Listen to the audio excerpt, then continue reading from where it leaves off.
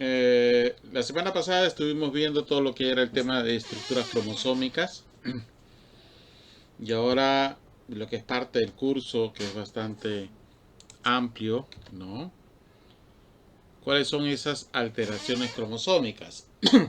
Sabemos que los cromosomas es el ADN compactado gracias a estas nucleoproteínas como las histonas que ayudan a que el proceso se haga mucho más fácil, ¿no?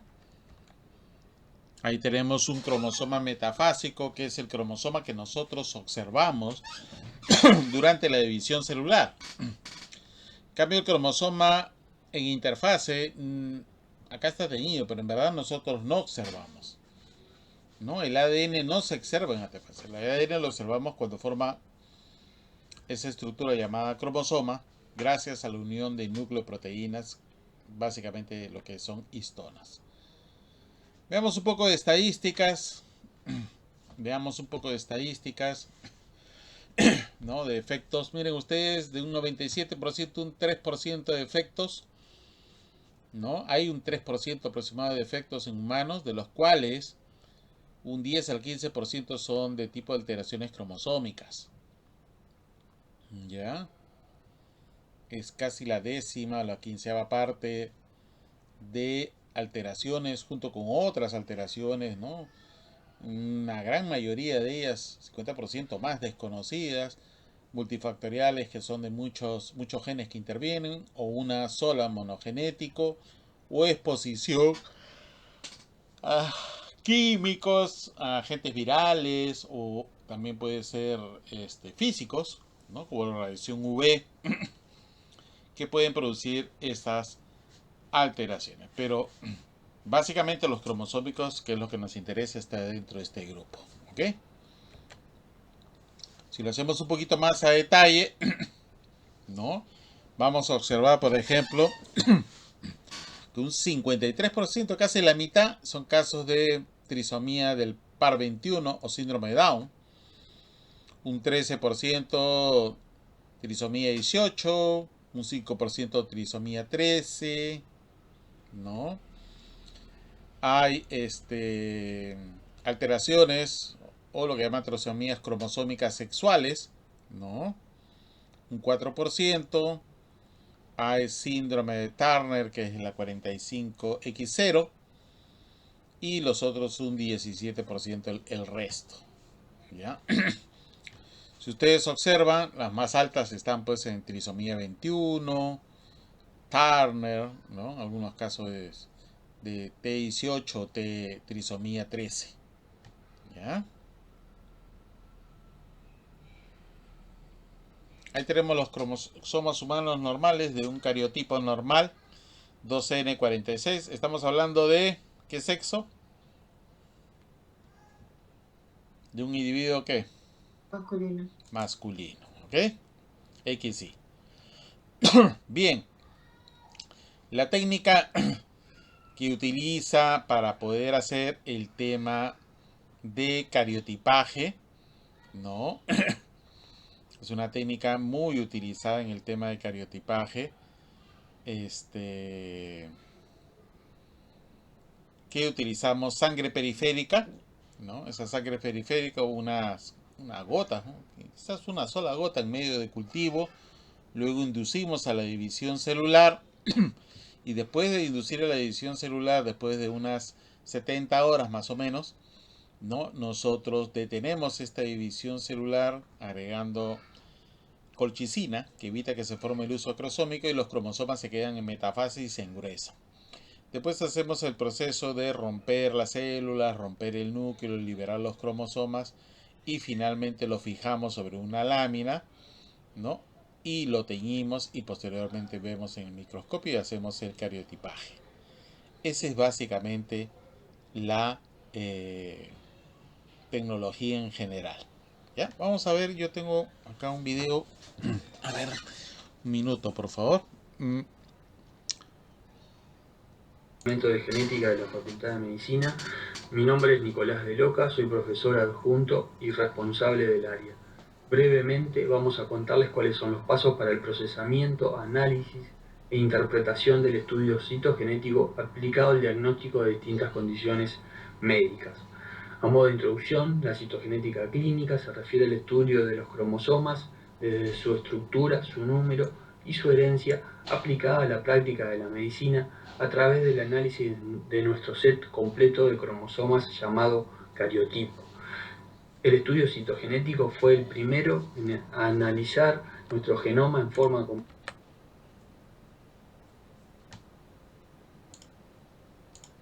y es bien sabido desde hace unos 50 años que distintas alteraciones del número o de la estructura de los cromosomas visibles al microscopio son responsables de distintas patologías como alteraciones reproductivas, malformaciones congénitas, discapacidad intelectual, muchas veces configurando síndromes específicos como los que podemos ver en la figura, en la que se ven tres de las cromosomopatías más frecuentes como son el síndrome de Down, el síndrome de Klinefelter y el síndrome de Turner. También las alteraciones citogenéticas juegan un papel importante en la patogénesis del cáncer. Por ejemplo, en la leucemia mieloblástica aguda, la citogenética es necesaria para establecer el diagnóstico y pronóstico de esta condición. Por estos motivos, existen distintas indicaciones para solicitar el estudio citogenético en la práctica médica. Ya entrando a lo que es el estudio citogenético en el laboratorio, este cuenta de varias etapas, como son el cultivo celular, la detección del cultivo asegurando que se formen los cromosomas, el extendido del material en láminas para analizar al microscopio, el bandeo G y el cariotipado, que consiste en la obtención de fotos de metafases para su análisis. La muestra para el estudio citogenético puede obtenerse prácticamente de cualquier tejido. La condición necesaria para poder procesarla es que el tejido a analizar contenga células que puedan inducirse a proliferar para la obtención de metafases analizables. Algunos de los tejidos más utilizados son la médula ósea, la sangre periférica, la biopsia de ganglio linfático y la amniocentesis. Una vez obtenida la muestra, esta debe almacenarse en un contenedor indicado, correctamente rotulado y asegurando la esterilidad y la conservación de la muestra. La muestra debe ser acompañada de una solicitud correspondiente, llenada correctamente, en la que no falten datos patronímicos del paciente, el estudio solicitado, y en la que se agregue un resumen de la historia clínica muy importante para la interpretación de este estudio. También debe ser enviada en frío hasta la llegada al laboratorio para su procesamiento. El cultivo celular se realiza en cámara de flujo laminar para evitar la contaminación. El medio de cultivo y la duración de este dependen de la muestra a procesar. El cultivo se realiza en estufa de CO2 al 5% en humedad. El cultivo se va a detener cuando se puedan visualizar los cromosomas en etapas de prometafase o metafase del ciclo celular. Para esto se utiliza la colchicina, un agente que afecta la formación del uso mitótico. Es importante destacar que en este proceso ya no se realiza en cámara estéril. Una vez detenido el cultivo, las células se tratan con una solución hipotónica que permite liberar los cromosomas formados. El siguiente paso consiste en fijar los cromosomas con una solución 3,1 que contiene ácido acético y metanol. En este paso se realizan varios lavados con esta solución hasta obtener un sedimento limpio.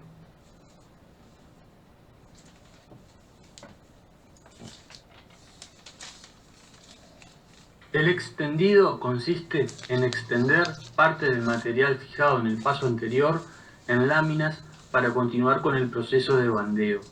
Existen distintas formas de extender. En el video mostramos solo una de ellas. En este punto es importante rotular las láminas con un código que identifique a cada paciente. Luego de extender y antes de seguir con el paso siguiente, es necesario controlar en el microscopio de contraste de fases la celularidad, densidad, número y calidad de las metafases para analizar.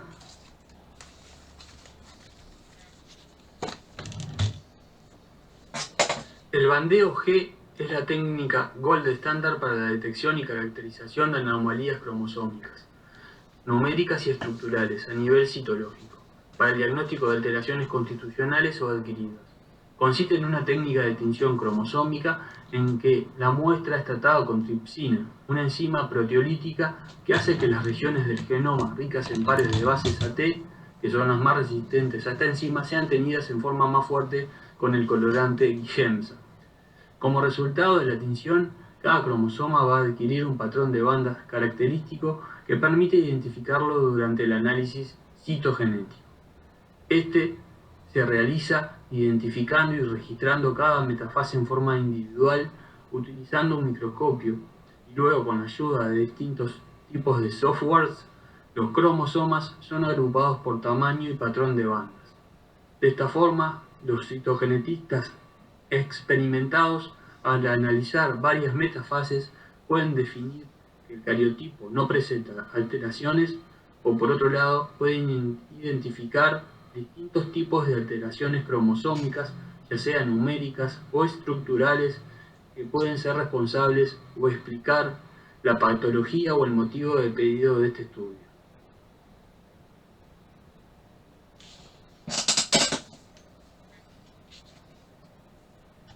Bien, el cariotipaje es toda esa metodología que ustedes han visto, ¿no? Y que se tiene que trabajar con medios de cultivo, en condiciones de esterilidad. Todos los hospitales grandes, generales acá, como el Almenara o Rebagliati, tienen una unidad de citogenética para la detección de diferentes anomalías que ustedes pueden o han estado observando a lo largo de del video, ¿no? Bien, ¿qué tipo de anomalías nos vamos a ocupar? Cromosómicas. ¿Ya? Hay otras anomalías que te producen otras enfermedades, pero nos vamos a centrar. Y entre las cromosómicas vamos a tener nosotros dos grandes grupos. Las numéricas, que están determinadas en alteraciones en el número, pueden ser uno o pocos cromosomas, aumentando o disminuyendo. Y el otro es cuando todo el juego completo me forman lo que se llaman también euploidías o también poliploidías, ¿no? Que ya no es N o 2N, sino 3N, 4N, etc. Y las alteraciones estructurales, donde están las delecciones, las duplicaciones, las translocaciones, que lo vamos a ver con más detalle. Haciendo un modo de resumen, ustedes van a ver acá aneuploidías, que pueden ser la suma de un cromosoma o la resta de uno de ellos, o todo el conjunto completo, que son poliploidías, también llamadas euploidías. Las más conocidas en la euploidías son las trisomías, como la trisomía 21, las monosomías, que es la pérdida de un cromosoma, como el caso del síndrome de Turner, y las poliploidías, las más comunes son las triploidías y las tetraploidías, que se dan en forma muy rara, ¿no? Pero se suelen dar, ¿no? Duplicando todo el juego cromosómico. Ahí tenemos, por ejemplo, un individuo triploide. Hay 3 juegos por cada par homólogo. Y un tetraploide tenemos 4 juegos por cada par homólogo. ¿Ya? Casos raros. Ahí les reportan un niño de 12 años en Cuba que tenía tetraploides, pero no es que todas sus células sean, él era mosaico, quiere decir que tenía células tetraploides y células diploides normales. Por eso es de que pudo sobrevivir, digámoslo así, ¿no? Porque no existe ni diploides ni tetraploides, porque generalmente estos individuos se abortan o nacen muertos, ¿no? ¿Okay? El otro es la pérdida o la adición de un cromosoma, por ejemplo la trisomía 13, hay 3 cromosomas de este par homólogo, o la trisomía XXX, también conocido como las superhembras, puede afectar cromosomas autosómicos o sexuales, o se produce la pérdida, como es el caso de la monosomía X0 o también síndrome de Turner. Los problemas básicamente son en la meiosis. Recuerden que la meiosis tiene 2 fases. Una primera fase, la fase reduccional, que es cuando se separan los cromosomas homólogos, y la otra fase es la ecuacional, que es cuando se separan las cromátidas. Generalmente la falla viene en la meiosis 1, cuando se separan los cromosomas homólogos, ¿no? Y uno de ellos se va hacia el otro lado o viceversa, y eso altera el número de cromosomas en la formación de los gametos. Por ejemplo, acá, ustedes ven, acá se ha formado un cromosoma, ¿no? Una célula que tiene un cromosoma adicionado, ¿no? Se ha duplicado. ¿Ok? Acá tenemos la separación de las cromátidas. También la separación de las cromátidas. Un poco más raro es que no se separen las cromátidas y se queden acá, ¿no? Pero lo más común es que suceda esto en meiosis 1. Los cromosomas homólogos no se separen, uno de ellos, y aumenta o disminuye en la división celular de la meiosis. Bien, el síndrome de Down es el más conocido. Ya lo habíamos mencionado, ¿no? Síndrome de Down, trisomía 21, que aumenta. Esto aumenta con la edad. A medida que aumenta la edad, pasando los 30 años, hay más o menos un 5% de probabilidades de que se incremente la posibilidad de que tengas un hijo Down, ¿no? La incidencia va aumentando enorme. Miren cómo se dispara la curva, ¿no? Entonces la edad, importante, ¿no? Aumenta el riesgo de tener un síndrome de Down.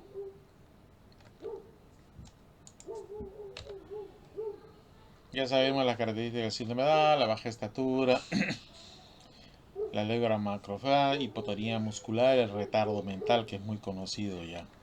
¿Ok?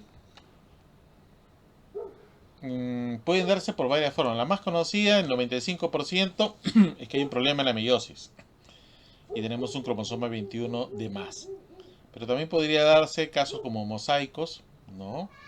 Donde vas a tener células normales del individuo con células que tienen la trisomía, ¿no? De 46, y hay 47 también. Y también hay una trisomía 21 por traslocación, ¿ya? Que es un 3, un 4%. Entonces la trisomía no solamente es por el tema, pero la gran mayoría sí se produce por un cromosoma de más. Bueno, esto ya lo había mencionado. La otra es ya no en el número, sino en la estructura. Y entre esas tenemos las delecciones, que es la pérdida de una parte del cromosoma; las duplicaciones, que es la edición de cromosoma; la inversión es cuando se invierte todo una porción del cromosoma a 180 grados, que si incluye el centrómero se denomina inversión pericéntrica, pero si no incluye el centrómero se denomina paracéntrica. Y el otro son la fusión de cromosomas que forman una estructura anillada, y eso es cuando se pierden los telómeros. Los telómeros, ya dijimos, es lo que le da estabilidad a los cromosomas, ¿no? Acá tenemos un cromosoma normal dividido en 8 regiones. De elección se ha perdido la porción 2, acá se ha duplicado la porción 2, se ha producido una inversión pericéntrica que no involucra el centrómero, acá sí involucra el centrómero. Miren ustedes estas duplicaciones. El platón de bandeo, acá tiene una banda en el brazo corto, en el brazo P, sin embargo acá muestra dos bandas. Ha habido una duplicación, es un síndrome bastante raro, ¿no? Y bueno, tiene toda una serie de consecuencias. Recuerden que cuando se produce pérdidas o duplicaciones de los cromosomas, involucran genes. Los genes se pueden duplicar o multiplicar, o también se puede producir la pérdida, y eso lleva a que se presente la anomalía, ¿no? Las delecciones, como esta porción que ha perdido del brazo corto, el brazo P18, se perdió una delección ahí, ¿no? Y bueno, produce estos individuos de cara redonda, ¿no? Problemas, miren ustedes, en la nariz, ¿no? Entonces, una serie de malformaciones en el individuo, ¿no? El otro son las traslocaciones y reversiones. Por ejemplo, acá una porción del cromosoma 2 y el 7 se han intercambiado. Son cromosomas. Las traslocaciones pueden ser entre los mismos cromosomas homólogos o pueden ser entre cromosomas que no son homólogos. Entonces se intercambian porciones de estos cromosomas que se pegan, ¿no? Y eso me produce la anomalía. ¿ya? El otro es estas inversiones que pueden ser que involucran al centrómero o no lo involucran. Es un giro de 180 grados. ¿Cómo se identifican esto? Porque el patrón de bandeo se altera, ¿no? Tiene que tener el mismo número de bandas, pero ya el patrón está alterado, ¿no? Entonces los análisis citogenéticos, dependiendo del tipo de anomalía que se quiere identificar, se van afinando, ¿no? Hay microarreglos en lo que llaman el tema de microdelecciones, ¿no? Nosotros podemos hacer citogenética, pero no necesariamente con eso vamos a poder identificar nosotros la anormalidad. Podría no identificarse, podría ser muy fino el tema. Entonces, a ver, vamos un ratito.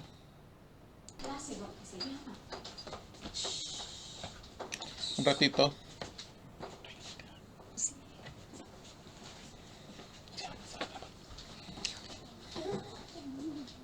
Un ratito, jóvenes, un ratito.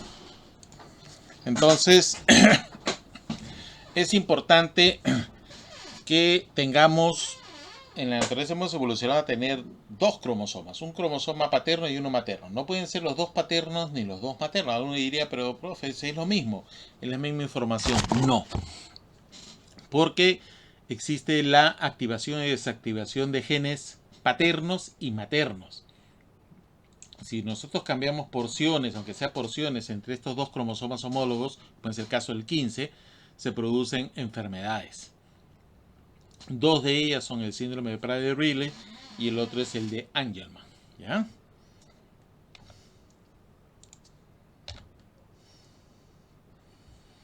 ¿No? Ustedes van a poder observar ahí, ¿no?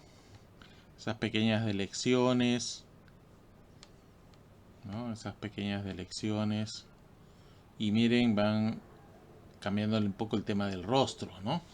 Los Prader-Willi generalmente son con tendencia a la obesidad,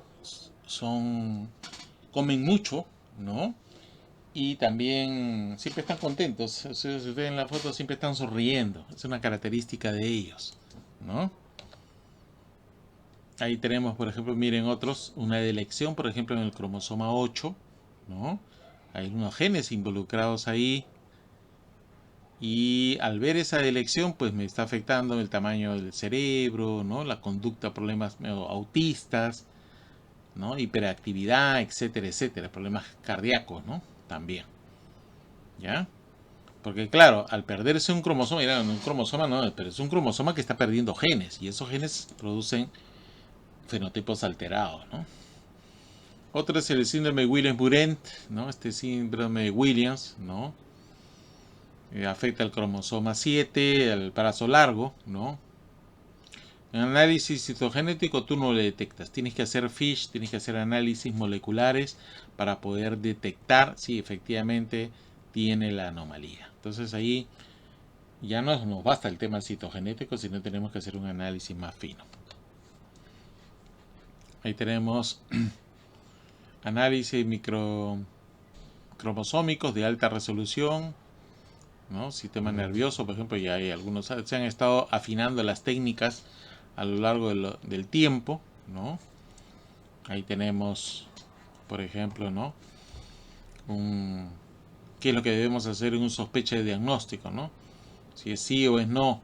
Si es causa frecuente, puede ser un trastorno cromosómico, genómico, una mutación puntual, y de eso definimos el tipo de análisis, un cariotipo, un microarray, un FISH, ¿no? Si es puntual ya utilizamos otros análisis ya más finos con PCR, electroforesis, ¿no? Y si es una sospecha de no, por ejemplo, ahí tenemos que usar otro tipo de... Entonces ya hay una metodología para poder detectar. Por ejemplo, síndrome de Down, un cariotipaje. Síndrome de Cray-Duchat, que es una anomalía, una elección microarrays, ¿no? Entonces, dependiendo del tipo de anomalía, es lo que nosotros vamos a utilizar para poder hacer un diagnóstico mucho más preciso. Porque la idea de esto es que la enfermedad genética sea detectada lo mejor posible, ¿no? Las translocaciones pueden ser cambios entre cromosomas que son homólogos, intercambian porciones idénticas, o cromosomas que no lo son, robertsoniana. Por ejemplo, un cromosoma, en este caso este cromosoma perdió, se pegó acá, un cromosoma crece y el otro disminuye, pero estos cromosomas no son homólogos. ¿Ya? Acá, por ejemplo, podemos observar en esta translocación del cromosoma 14 y 21, ¿no? El 14 y 21 ha crecido el cromosoma 14 y el 21 ha disminuido. ¿Ya? Es una translocación que si no lo observas bien, te vas a dar cuenta porque ahí te ayuda el patrón de bandeo, se ha alterado, ¿no? Otro, por ejemplo, esta translocación 14-21 equilibrada, ¿no? Equilibrada, este es un masculino, ¿no? También alguno de los cromosomas crece y el otro disminuye. Algunos otros casos también afectan no solamente cromosomas autosómicos, sino los cromosomas sexuales. 13, 18, 21 son los típicos autosómicos. Pero hay trisomías como XXY, famosas superhembras, o XXY, que son los Klinefelter, son los más conocidos. ¿No? Eso más o menos la estadística. Yo con una técnica de FISH también puedo hacer quiotipaje, pero una técnica de FISH que hace la parte molecular puedo detectar 3 puntos. Por ejemplo, si sospecho que hay un embarazo Down, saca el líquido amniótico, el líquido amniótico lo procesan, hacen el FISH y aparecen 3 puntos. Si aparecen 2 puntos es normal, hay son 2 cromosomas 21, pero si aparecen 3 puntos, entonces tenemos un síndrome de Down. ¿Ya? Es muy específica esta técnica del FISH. Nuestra técnica del FISH, como le dije, combina la parte citogenética con marcadores luminiscentes, ¿no? Que se unen a la región y cuando se hibridizan con el PCR, el cromosoma, una vez que se forma, va a determinar si tiene o no tiene la anomalía, ¿no? Es muy específico, como lo es el PCR, ¿no? Puedes detectar muchas cosas, realmente con el tema del FISH, como ya les dije, esos 3 puntos en el síndrome de Down, ¿no? El síndrome de Down que ya sabemos que tiene toda una serie de anomalías, vamos a estar mucho en detalle. O Edwards, por ejemplo, que es otro, el trisomía 18, es el otro síndrome también frecuente, pero no sobreviven porque tiene una serie de problemas, sobre todo cardiovasculares, que los mata finalmente, ¿no? Entonces, ahí tenemos nosotros 3 cromosomas 18, ¿no? En este cariotipo. Toda una serie de anomalías, no solamente craneales, sino también tema de desarrollo de la parte cardiovascular, ¿no? El trisomía 13, el síndrome de Patot, ¿no? Ahí ustedes tienen el cromosoma 13, ¿no? Ahí tiene un cromosoma adicional, que tiene una serie de anomalías, ¿no? Polidactilia, más, ¿no? Hacen bastante, con muchas malformaciones, lo cual los mata finalmente, ¿no? ¿No? Ahí está otro Patot, ¿no? Este es un Patot en mosaico. Cuando hay mosaicismo, a veces el mosaicismo compensa las células con la aberración y hace que los individuos incluso vivan más, ¿ya? Pero tienen una serie de anomalías serias también, ¿no? Las trisomías cromosómicas sexuales más comunes, Klinefelter, XXY, superhombre, perdón, supermacho, que es XYY, y XXX, que es superhembra, ¿ya? Son poco frecuentes, pero se da. El típico síndrome de Klinefelter, las extremidades alargadas más de lo normal, las caderas ensanchadas, ginecomastia, ¿no? Problemas también reproductivos, poco desarrollo del aparato reproductor y de las gónadas. Hay un cromosoma X de más que lo feminiza el individuo, ¿no? ¿Ok? Son alargados. Probablemente de niños no se les nota, pero ya cuando llegan a la adolescencia se comienzan a alargar extremadamente, ¿no? Es típico de ellos. Poco desarrollo de la parte gonadal y también, ¿no? Como ustedes pueden observar.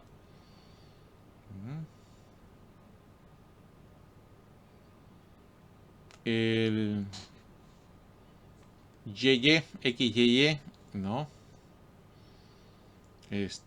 Son individuos, también vienen ustedes bastante alargados, tienen un cromosoma Y de más, ¿no?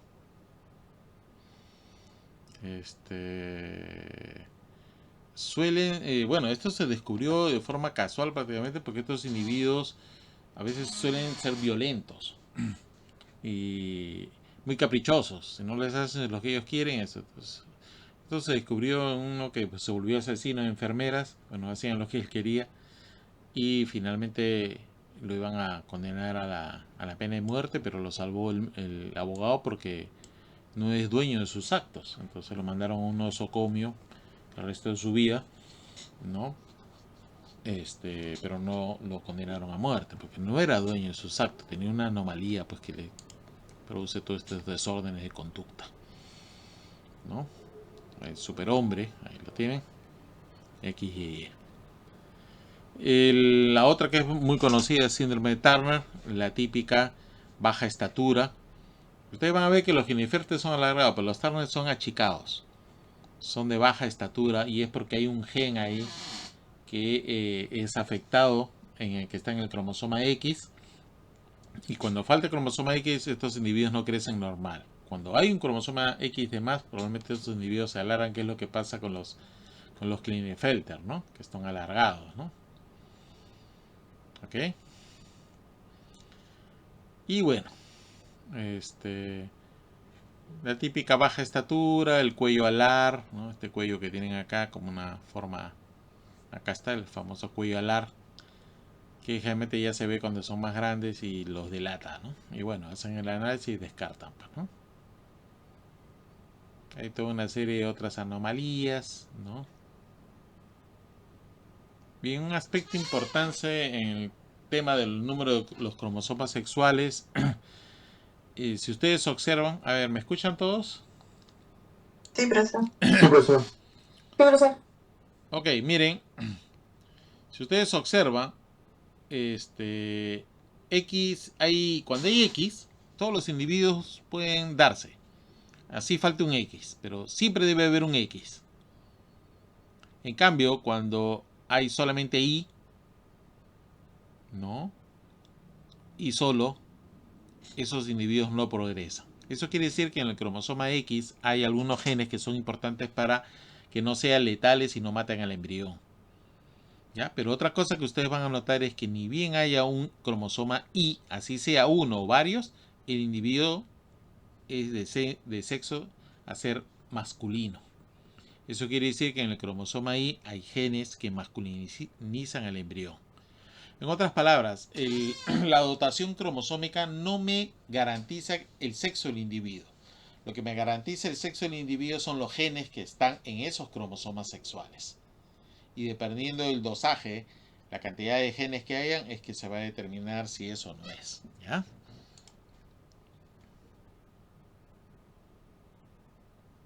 Está el cromosoma y miren ustedes, XY, XYY, XXY. Basta que sea un cromosoma Y y ya tiene un fenotipo masculino. En cambio, el otro puede ser un X, 2X o 3X o más X y el individuo va a ser femenino. ¿Ya? Bueno, dicen que el cromosoma X está desapareciendo. Está acortándose cada vez más el cromosoma X, ¿no? Se está acortando cada vez más.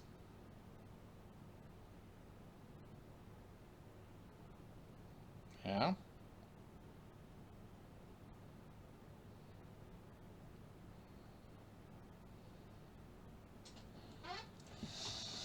Evolutivamente, los cromosomas sexuales, no solamente en humanos, en mamíferos en general, eran idénticos, eran como cromosomas autosómicos. Y luego se fueron apareciendo unos genes en uno de ellos, el otro no lo tenía, y finalmente estos genes hicieron que se separaran en dos cromosomas, no solamente en diferencia de genes, sino también diferencia de tamaño. Cromosoma X y Y comparten algunos genes, son idénticos, algunos genes son solamente del cromosoma X y algunos genes son solo del cromosoma Y. ¿Ya? Se ha estado estudiando mucho en animales para ver el tema, porque en humanos no puedes hacer estudios. Ya sabemos que hay pues esta herencia holándrica que es solamente macho, ¿no? Hay un par de libros ahí, si a alguien le interesa un poco más. El fin de los hombres, ¿no? Los hijos de los hombres, que fue llevado al cine. También la desaparición del cromosoma X podría dar pues lugar al tiempo de que ya no haya hombres, todo sea femenino. Así que eso es una teoría pues que veremos qué pasarán pues, ¿no? Con los... Esto sucede en miles de años, no es solamente de un momento a otro, ¿no? Un aspecto importante es el sitio frágil X. Cuando detectan esto, que está ligado al cromosoma X, sufren estos individuos retardo mental. Se le pierden porciones. Los individuos tienen una serie de problemas, entre esos está el retardo mental. ¿Ya? Se puede detectar el X frágil. Bueno, sí, ya no con solamente un tema cromosómico, sino ya a nivel genético son... ¿Qué es lo que ha pasado en estos individuos? Las guaninas y citosinas se repiten en secuencias muy repetitivas, 5 o 50 copias en esta región. Se repiten. Y lo interesante es que este X frágil, ¿quién lo transmite? ¿Quién es el portador? Uno de los cromosomas X. Es la madre quien produce, ¿no? Tienen una hija portadora, pero sana. Pero acá van a tener un individuo que ya está afectado. Solamente son los varones los que están afectados. Está ligado al cromosoma X. Este cromosoma X frágil. Bien, les dejo dos... ¿Han estado viendo? Entonces ya ustedes ven las dos películas que les digo, ¿no? Anita, Síndrome de Down y XXI. ¿Ok? Para que completen todo su tema y vamos avanzando, ¿ya? Gracias.